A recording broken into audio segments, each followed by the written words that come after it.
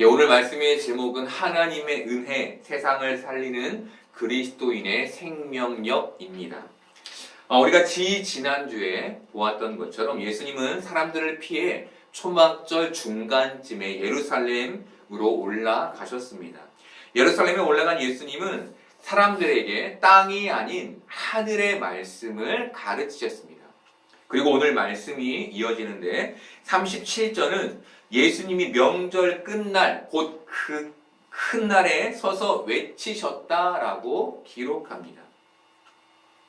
요한은 굳이 초막절 끝날을 명절 곧 큰 날이라고 표현합니다. 왜 요한은 굳이 이 날을 콕 집어서 이렇게 자세히 표현하는 걸까요? 이스라엘은 초막절을 8일간 지켰습니다. 이 기간 동안 사람들은 광야 생활을 잊지 않기 위해 텐트를 치고 생활했고, 제사장들은 실로와 물가에 가서 물을 길어다가 성전과 번제단에 물을 부었습니다.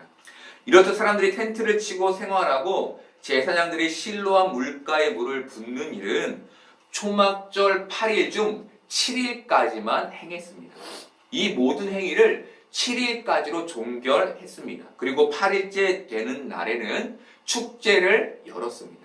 이들이 축제를 열었던 이유는 하나님께서 그 광야의 생활을 정리하시고 가나안에 입성하신 것을 기념하기 위해 7일간 그 텐트를 치는 생활을 하다가 8일째에는 그 가나안 입성을 기뻐하며 축제를 열었던 것입니다. 바로 이스라엘 백성들은 이 날을 큰 날이라고 불렀던 겁니다. 이 날을, 가나안 입성을 기념하는 이 날을. 요한은 바로 이 날을 강조하며 예수님이 거기에 모여있는 사람들에게 누구든지 목마르거든 내게로 와서 마시라 라고 말씀하셨다 라고 말해주는 겁니다. 그 날을 강조하며 예수님이 말씀을 강조하는 것이죠. 그렇다면 예수님은 왜 이 큰 날에 누구든지 목마르거든 내게로 와서 마시라 라고 말씀하신 걸까요? 그 외침의 의도는 무엇이었을까요? 출애굽 광야 시절에 이스라엘 백성들에게 가장 필요했던 것은 물이었습니다. 물. 하나님 모세를 통해 바위에서 물을 내셨고 수십만 명의 이스라엘 백성들은 강을 이룬 그 물로 목마름을 해결할 수 있었습니다. 이 일로 인해 이스라엘 사람들에게 물은 하나님 은혜의 상징이 되었습니다. 예수님 시대의 이스라엘은 로마의 속국으로 로마의 지배를 받고 있었습니다. 이들에게 무엇이 절실했을까요? 하나님의 은혜였을 것입니다. 그래서 그들이 그리스도, 메시아, 하나님의 은혜의 상징인 그리스도와 메시아를 기다렸던 것이죠. 지금 예수님이 그들에게 너희가 그렇게 기다리던 하나님의 은혜, 그 물, 그가 바로 나다. 내가 메시아다. 라는 의도로 외치신 것입니다. 그런데 사람들은 이 말을 제대로 이해하지 못했죠. 성경 40절부터 43절까지에는 사람들이 예수님을 어떻게 이해했는지를 말해줍니다. 40절에 사람들은 예수님을 이 사람이 참으로 그 선지자, 우리가 몇 달 전에 보았던 모세와 같은 선지자로 사람들이 이해했다고 얘기했죠. 예수님을.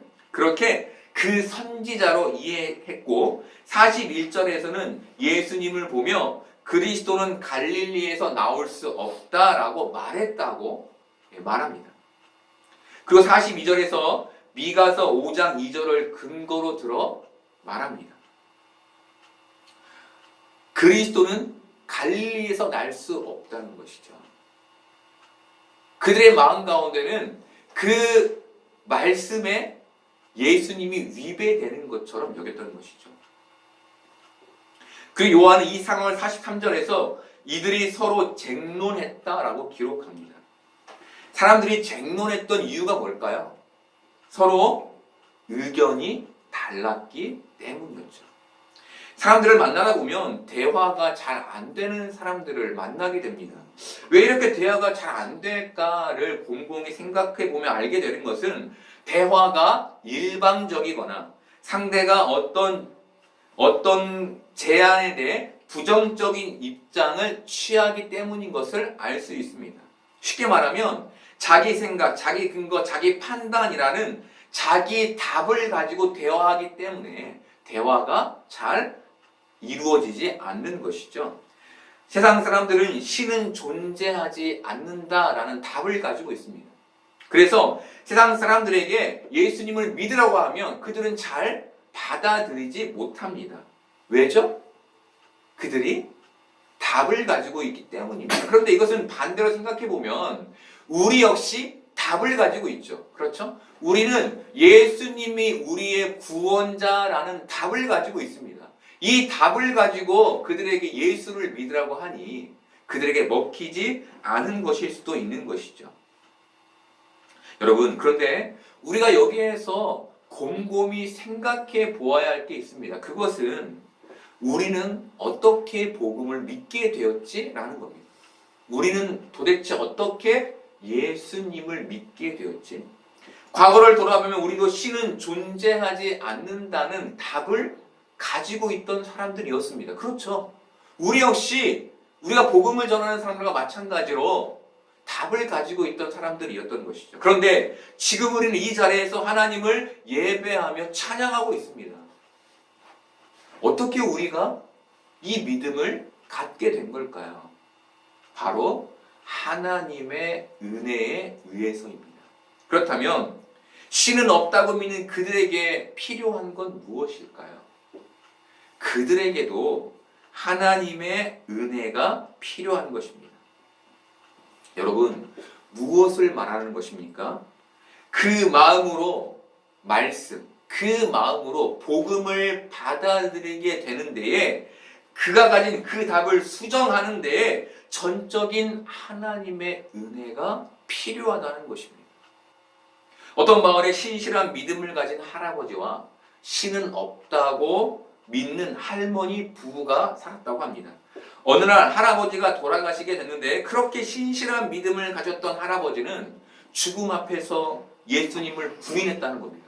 그런데 그렇게 신은 없다고 말하던 그 할머니는 놀랍게도 돌아가시며 예수님을 영접했다는 겁니다. 여러분, 이 아이러니를 어떻게 설명할 수 있을까요? 이 아이러니를 하나님의 은혜로만 설명할 수 있는 것입니다.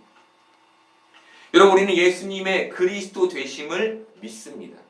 우리에게는 이미 하나님의 은혜가 임했습니다. 그렇죠? 믿습니까, 여러분? 네. 우리는 하나님의 은혜로 예수님께 나아가 목마름을 해결한 자들이라는 것입니다. 여러분, 우리는 이 귀한 은혜를 꼭 기억해야 합니다. 나같이 예수님을 믿지 못한 사람, 믿지 못하던 사람, 예수님은 없다고, 신은 없다고 답을 가지고 있던 사람을 지금 이 자리에 있게 하신 하나님의 은혜가 내게 있었음을 우리는 꼭 기억해야 하는 것이죠. 왜 기억해야 할까요? 이 은혜가 우리를 이 자리에 있게 했기 때문인 것입니다.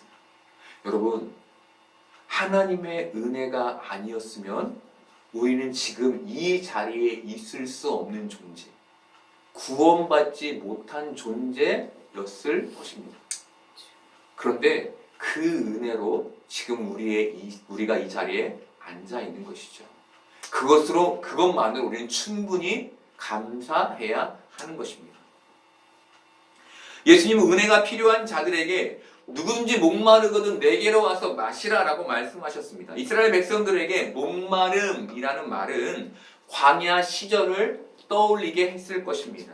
더불어 바위에서 물이 솟는 놀라운 하나님의 역사를 떠올리게 했을 것입니다. 이런 관점에서 누군지 목마르거든 내게로 와서 마시라는 예수님의 말씀은 사람들에게 하나님의 역사, 하나님의 은혜를 떠올리게 했을 것입니다. 그렇다면 예수님은 어떤 의미로 사람들에게 목마르거든 너희는 내게로 와서 마시라 라고 말씀하신 걸까요? 앞서 말씀드린 것처럼 하나님의 놀라운 역사를 경험하고 싶다면, 하나님의 그 놀라운 은혜를 경험하고 싶다면 내게로 나오라 라는 의미에서 그렇게 말씀하신 것입니다. 저는 지금 내가 하나님과 가까운가? 지금 내가 하나님과 정말 친밀한가? 라는 생각을 자주 합니다. 이런 생각을, 이런 의문을 품는 이유는 내가 하나님을 알기는 하지만 하나님의 은혜를 풍성히 누리고 있나? 라는 의문에서 시작됐습니다. 나는 분명 이 자리에서 목회를 하고 있고 말씀을 전하고 있습니다. 하나님을 잘 알고 있고 예수님을 잘 알고 있습니다. 그런데 정작 내 안에 하나님의 은혜가 있나? 라는 의문 때문에 이런 생각들을 하게 된 겁니다. 여러분에게도 묻겠습니다. 하나님을 알고 있는 여러분은 이 현실에서 하나님의 풍성한 은혜를 누리고 있습니까? 진짜 여러분은 여러분 안에 하나님의 풍성한 은혜가 있습니까? 많은 기독교인들은 성경을 통해 하나님과 예수님이 일으키신 놀라운 기적과 그 말씀을 잘 압니다. 문제는 이 지식으로만 만족한다는 겁니다. 거기에서 은혜의 경험으로 나아가지는 않는다는 겁니다. 이용규 선교사님이 쓴 내려놓음이라는 책에는 이런 내용이 있습니다. 하나님은 우리를 높은 절벽 위에 세우시고 그곳에서 뛰어내리기를 바라십니다. 하지만 우리는 그 높은 절벽에 올라간 것만으로 만족합니다. 그래서 하나님의 역사를 경험하지 못합니다. 하나님의 역사는 그 절벽에서 뛰어내려야만 경험할 수 있습니다. 여러분, 많은 사람들이 말씀을 따라 절벽에 올라가는 것까지는 합니다. 거기까지는 순종합니다. 그런데 그 다음 단계인 뛰어내리는 것까지는 나아가지 못합니다. 여러분, 여기에서 말하는 절벽은 가상이 아닌 현실이죠. 그렇죠? 귀로 들으면 뛰어내릴 수 있을 것 같지만 막상 그 앞에 서면 주저할 수밖에 없는 그 현실이 우리 눈앞에 있는 것이죠. 뛰어내리면 돌이킬 수 없고 실패할 것 같은 그 두려움 가운데 있는 절벽인 거예요. 그런데 그 현실의 절벽에서 뛰어내려야만 하나님의 은혜를 경험할 수 있다는 겁니다. 이것이 바로 이용규 선교사님이 말하는 내려놓음의 의미입니다. 여러분, 우리는 하나님의 말씀을 따라 절벽에서 뛰어내리고 있습니까? 그래서 그 은혜를 경험하고 있습니까? 아니면 절벽까지는 올라가는데 거기에 멈춰서서 나는 더 이상 못 가요 라고 버티고 있습니까? 수많은 금덩어리가 있는 깊은 연못이 있었습니다. 사람들은 그 금덩어리가 그 깊은 연못에 있다는 것을 모두 알았습니다. 하지만 그 깊은 연못에 뛰어드는 사람은 없었습니다. 대신 그 연못 주위에 모여든 사람들은 그 연못 주위에 살면서 그 금덩어리가 그 연못에 있다는 것만 알며 그것에 만족하고 살았습니다. 여러분, 우리는 어떻습니까? 금덩어리가 그 깊은 연못에 있다는 것은 아는데 거기에 들어갈 자신이 없어서 그 주위에 모여서 금덩어리가 여기 있지라는 그것에 만족하며 살고 있지는 않습니까? 여러분, 그러면 은혜를 경험할 수 없는 겁니다.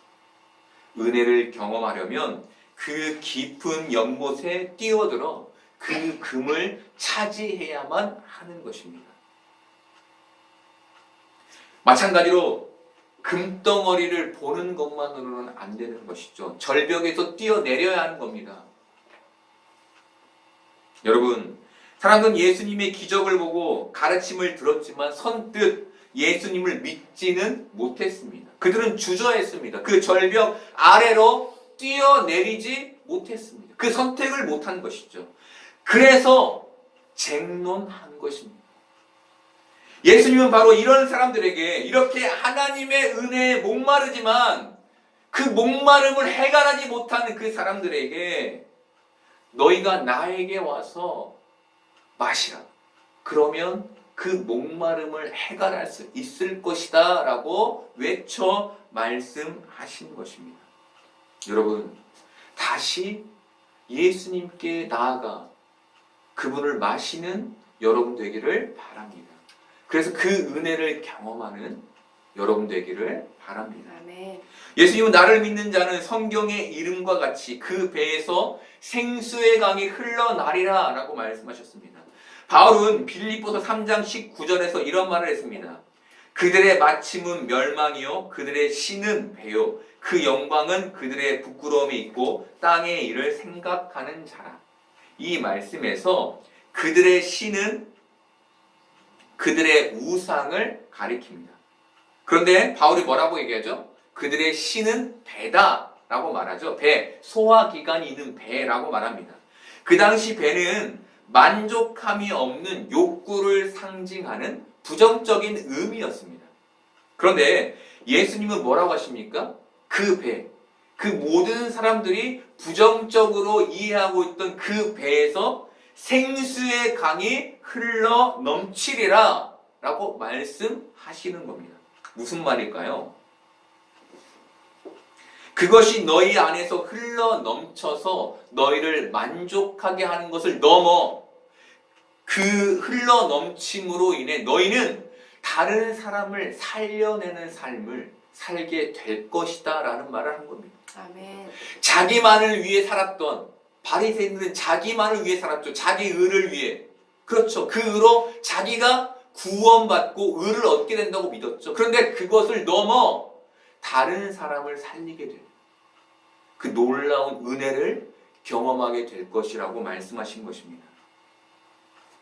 하나님은 에스겔에게 물이 넘치는 환상을 보여주셨습니다. 에스겔은 물이 스며들고 물이 발목에 이르고 물이 허리에 오르고 물이 헤엄칠 만한 물이 되는 환상을 보았습니다.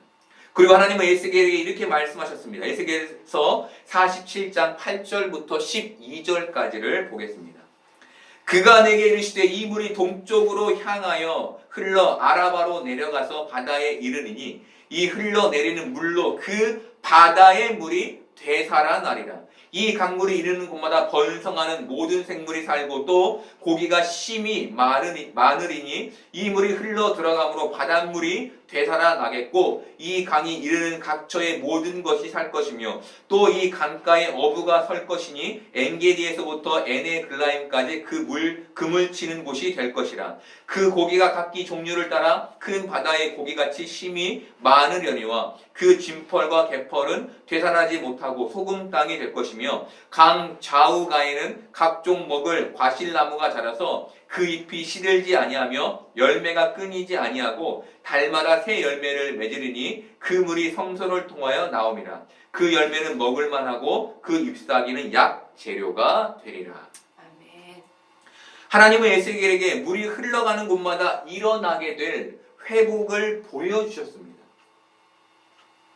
이스라엘 사람들은 예수님의 말씀을 들었을 때 자연스럽게 에스겔의 환상을 떠올렸을 것입니다. 아, 이렇게 생수의 강이 흘러난다는 말인가? 예수님은 안식 후 첫날 부활하셨습니다. 안식 후 첫날. 이날은 8일째 되는 날이었습니다. 8일째 되는 날. 그리고 오늘 예수님은 초막절의 마지막 큰 날인 8일째 되는 날에 누구든지 목마르거든 내게로 와서 마시라 라고 사람들에게 외쳐 말씀하셨습니다. 8이라는 숫자는 회복을 의미합니다. 즉 예수님은 그 무리들에게 너희가 나를 마실 때 너희가 죽음에서 살게 되는 그 회복뿐만 아니라 그것이 흘러 넘쳐서 다른 죽은 자까지 살리게 되는 그 에스겔의 환상을 너희가 경험하게 될 것이다 라는 말씀을 해 주신 겁니다. 그 의미로 그 배에서 생수의 강이 흘러 넘치리라 라는 말씀을 하신 것이죠. 여러분, 예수님께 나아가 예수님을 마신 자만이, 그렇게 회복된 자만이 진짜 그리스도인의 삶을 살게 되는 겁니다. 나만 구원받는 게 아니라 다른 사람까지 구원하는 삶, 그 삶을 살게 되는 겁니다. 성경에서 그 삶은 우리에게 무엇이라고 말해줍니까? 소금과 빛의 삶이라고 말해주죠. 저는 청년 시절에 조이선교회라는 단체에서 훈련을 받았습니다. 이때 미션 퍼스펙티브라는 강의를 듣게 됐는데 이 강의를 IVF라는 선교단체 출신의 목사님이 하셨습니다. 이 목사님은 IVF 선교단에서 열정적으로 훈련을 받으셨고 그래서 IVF에 대한 대단한 자부심을 가지고 계셨습니다. 그런데 이분이 강의 내내 조이와 IVF를 비교하시는 거예요. 조이는 빡센 훈련도 없다. 조이는 맨날 놀기만 한다. 조이는 허술하다. 막 이런 얘기를 막 하시는 거죠. 조이 선교회 수련회에 와서 그런 얘기 하시는 거예요. 그런데 그 목사님이 마지막에 하셨던 말씀이 참 저에게 인상적이었습니다. 그분이 이런 말 하셨습니다. 청년 시절에 IVF를 통해 그렇게 강력하게 믿음의 삶을 연습하고 훈련했음에도 불구하고 청년 시절을 지나고 사회에 나가 직장 생활을 하고 가정을 꾸린 그 IVF 출신들을 보면 뭐 IVF나 조이나 똑같더라. 이런 얘기를 하셨습니다. 여러분, 청년 시절 세상을 향하여 뜨거운 신앙의 열정을 가졌던 수많은 청년들, 그 청년들이 세상에 나가보니 그 신앙의 열정을 잃더라는 겁니다. 그 누구도 그 신앙의 열정을 제대로 간직하며 사는 사람이 없더라는 겁니다. 그들이 그리스도인으로서 소금과 빛이 되려는 그 모든 시도들을 내려놓고 세상에 안주하더라는 겁니다. 여러분, 세상이 그렇게 만만하지 않아서일 것입니다. 세상에 나가보니 청년 시절에 생각했던 것보다 더 큰 세상에 압도되어서일 것입니다. 가정을 꾸리다 보니 그 가정을 건사해야 할 짐의 무게가 생각보다 더 커서일 것입니다. 그래서 교회 안의 교인이 되어버렸을 것입니다. 이해가 됩니다. 하지만 너무나 슬픈 현실일 수밖에 없습니다. 여러분, 지금 여러분은 어떻습니까? 우리도 그리스도인으로 살아가는 그 삶을 잃어버린 지, 소금과 빛의 삶을 잃어버린 지 오래되지 않았습니까? 겨우겨우 믿음을 지키는 것만 유지하며 그렇게 살고 계시지 않으십니까? 여러분, 기도하는 삶, 말씀 보는 삶, 예배 드리는 삶을 말하는 게 아닙니다. 그것은 기독교인으로 당연한 삶이죠. 그걸 말하는 것이 아니라 세상에서 나의 존재를 그리스도처럼 만드는 시도를 말하는 겁니다. 너희는 과연 이 땅에 나아가 소금과 빛된 삶을 살고 있냐고 묻는 겁니다. 여러분, 우리는 왜 그런 시도조차 하지 않게 된 걸까요? 왜 우리는 이렇게 소금과 빛의 삶을 잃어버리고 안주하게 된 걸까요? 이 자리를 지키는 것에 만족하며 살게 된 걸까요? 생수의 강을 잃어버렸기 때문입니다. 요한은 39절에서 생수의 강을 이렇게 설명합니다. 이는 그를 믿는 자들이 받을 성령을 가리켜 말한 것이라. 성령을 가리켜 말한 것이라. 예수께서 아직 영광을 받지 않으셨으므로 성령이 아직 그들에게 계시지 아니하시더라. 그리고 요한은 성령님께서 하시는 일을 요한복음 14장 26절에서 이렇게 설명합니다. 보혜사 곧 아버지께서 내 이름으로 보내실 성령, 그가 너희에게 모든 것을 가르치고 내가 너희에게 말한 모든 것을 생각나게 하리라. 말씀을 기억하며 말씀을 알게 되리라. 결국 우리가 세상에 소금과 빛의 삶을 살지 못하는 이유가 어디에 있는 겁니까? 성령의 충만함을 잃었기 때문인 겁니다. 하나님의 말씀이 더 이상 우리의 마음을 지배하지 않게 되었기 때문인 거예요. 여러분, 말씀이 우리의 생각을 지배하는 것과 말씀이 우리의 마음을 지배하는 것은 다른 것입니다. 그런데 많은 사람들이 머리에 있는 지식이 마음에 있는 것이라고 착각합니다. 말씀이 생각을 지배한다는 것은 말씀이 지식이 되어 판단의 기준이 된다는 겁니다. 바리새인들이 그랬죠. 그 율법이 그들의 머리에 가득했잖아요. 그래서 그것을 어기는 사람들에게 판단했잖아요. 그게 지식인 거예요, 지식. 하지만 말씀이 마음을 지배한다는 것은 그 말씀이 사라지지 않는 나, 그 말씀대로 살 수 없는 나를 보며 마음이 무겁고 힘든 것을 말하는 겁니다. 그런데 많은 사람들이 세상에 나가며 말씀이 마음을 지배하는 그 뜨거웠던 삶을 잃고 말씀이 생각을 지배하는 차가운 삶으로 접어들게 된 겁니다. 내가 원해서가 아니라 세상에 나가 그 큰 세상을 만나다 보니 자기도 모르게 말씀이 마음을 지배하는 삶을 잃어버리게 된 것이죠. 그래서 그 말씀이 머리에만 남게 된 겁니다. 그렇게 흘러 넘치는 생수의 강을 잃어버리게 된 것이죠. 사무엘상 15장 26절에는 사울왕의 전체적인 타락을 조명하는 말씀이 나옵니다. 함께 볼까요? 사무엘이 사울에게 이르되 나는 왕과 함께 돌아가지 아니하리니 이는 왕이 여호와의 말씀을 버렸으므로 여호와께서 왕을 버려 이스라엘 왕이 되지 못하게 하셨음이니이다. 여러분, 무엇이 사울을 타락하게 한 것입니까? 하나님의 말씀을 버린 것이죠. 하나님의 말씀을 버린 것으로 사울은 타락하게 된 겁니다. 하나님을 잃어버리게 된 것이죠. 다윗도 마찬가지였습니다. 사무엘하 12장 9절 보겠습니다. 그러한데 어찌하여 네가 여호와의 말씀을 업신여기고 나보기에 악을 행하였느냐? 내가 칼로 햇사람 우리아를 치되 암몬 자손의 칼로 죽이고 그의 아내를 빼앗아 내 아내로 삼았도다. 여러분, 성경이 무엇을 얘기합니까? 다윗이 밧세바를 범하게 된 결정적인 이유가 하나님의 말씀을 업신여긴 것, 그 말씀이 이 마음을 지배하지 못한 것, 그것에 있었다고 말하는 겁니다. 여러분, 이처럼 말씀을 잃어버리는 것이 세상에서 그리스도인으로 살고 싶은 뜨거운 열정을 잃게 하는 중요한 요인인 것입니다.